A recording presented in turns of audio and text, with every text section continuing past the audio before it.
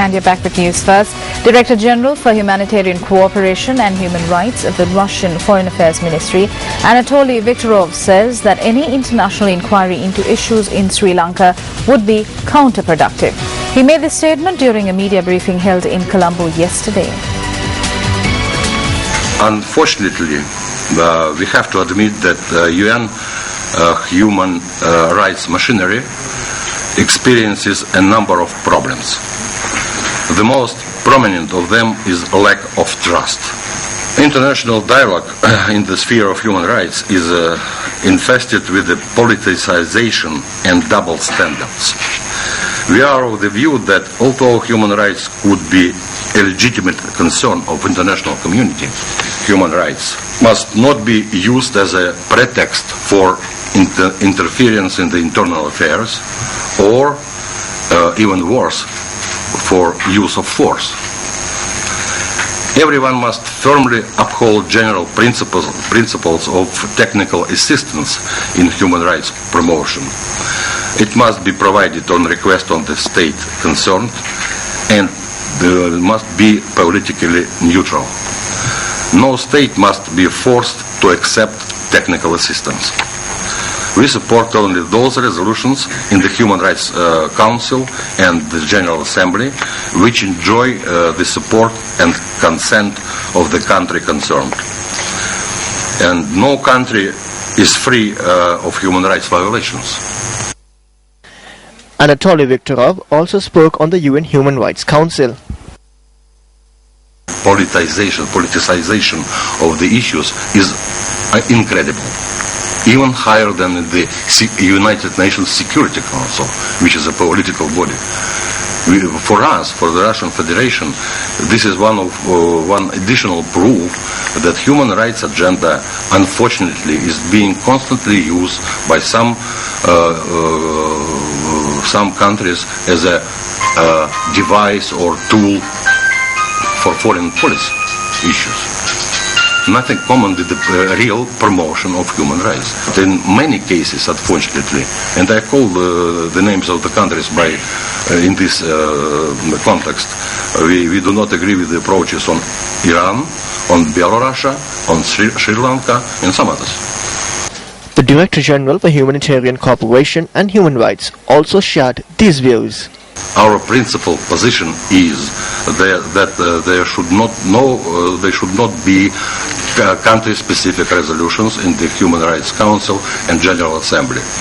It's not possible to impose human rights or impose international ruling in this field. We strongly believe in this principle. The attempts to impose international inquiry of any kind, let's say, will be counterproductive, because once again it puts to the question the objectiveness of the local institutions and more generally undermines the principle of sovereignty of the states. One should not expect that these complicated problems could be resolved overnight. It's just not possible. This is my personal opinion, and our official opinion is that international community should support the efforts of the government, of civil society here in Sri Lanka, of the people of Sri Lanka. Not to impose their ideas, how to do better, how to proceed, what is first, what is second, what is third, etc., etc.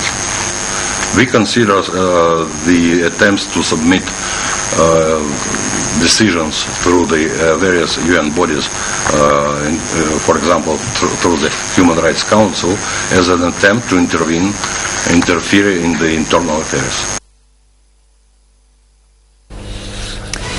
Over the past 10 days, we have been exploring the hidden secrets of Colombo.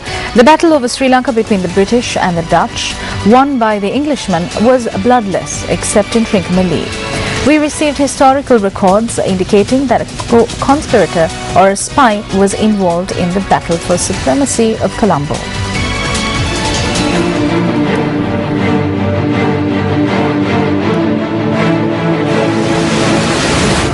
Newsfirst Explorers, discovering Colombo's hidden secrets.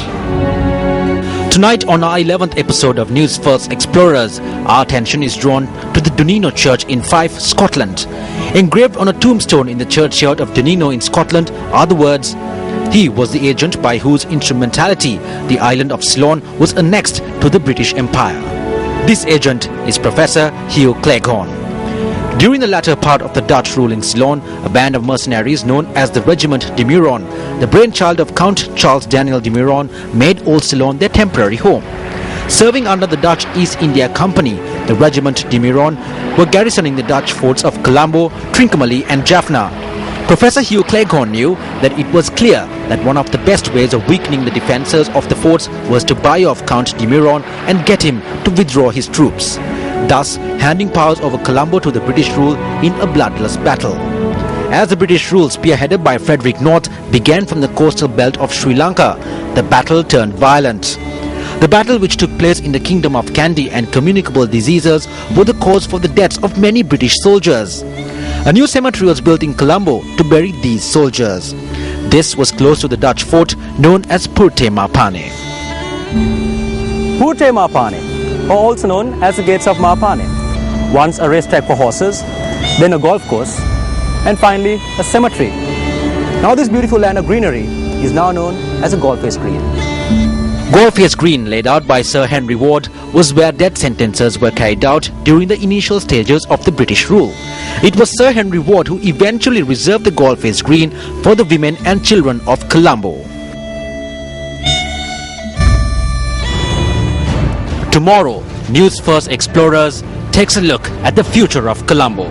If you have details on Colombo that you wish to share with the Newsfirst, you can log on to our website www.newsfirst.lk/explorers. Newsfirst Explorers, discovering Colombo's hidden secrets. In business news tonight, crude oil prices in the world market have marginally reduced. According to market reports, crude oil prices are hovering just above the $100 mark. Reports also point out that the price of a barrel of crude oil in the European markets stands at $100.16.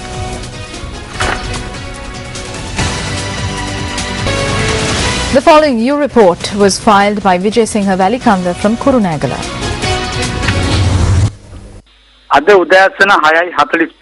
An accident occurred at around 6:40 this morning in the Piduragalla area along the Kurunegala-Meegamu road. A truck which was travelling from Dambulla to Kattunayaka collided with a tipper travelling in the opposite direction. 6 persons travelling in the lorry have been admitted to the Kurunegala hospital. Investigations have been launched by the Virambagedara police. Newsfirst U reporter Vijay Singha Valikanda, Kurunegala. Addressing the media during a protest held in the Jaffna area, leader of the Tamil National People's Front, Gajendra Kumar Ponnambalam, shared these views. Sri Lanka is a topic that will be discussed at the United Nations Human Rights Council session in March. This is not about the violations of human rights alone, but also the attempts to destroy a community. When the situation is about to be highlighted to the international community, that rising voice is being silenced. We consider this act similar to the destruction of a community. Knowing this situation, we need to find ourselves a solution. The international community must reach a proper decision. The people who have been under pressure will not receive anything good. Therefore, the international community must prepare a mechanism to directly address this issue and find a solution.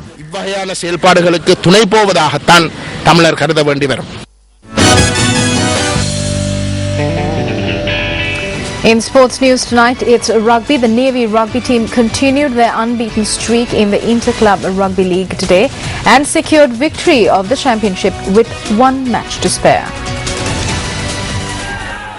Today's encounter between the Navy rugby team and the Kandy Sports Club was worked off in Valisara. Navy Sports Club lead the match 17-13 at Lemons. They extend the lead to secure the victory 34-18 to claim the league title. He offloaded to Dabri, the wrong man. Meanwhile, Havelock Sports Club claimed victory in Navalapiti against host Upcountry Lions.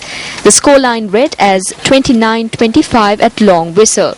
However, Havelocks lost their hope of securing the title this year as they were beaten twice during their league campaign. Bandara, we just spoke about him. We just spoke how he Well, looks like that's a wrap from all of us here at News First. If you did miss out on any of the stories we just aired, you can log on to our website, www.newsfirst.lk. I'm Sonali Vanigabadage, wishing you a good night. Hotline 0114-896-896. www.newsfirst.lk. Feedback at newsfirst.lk.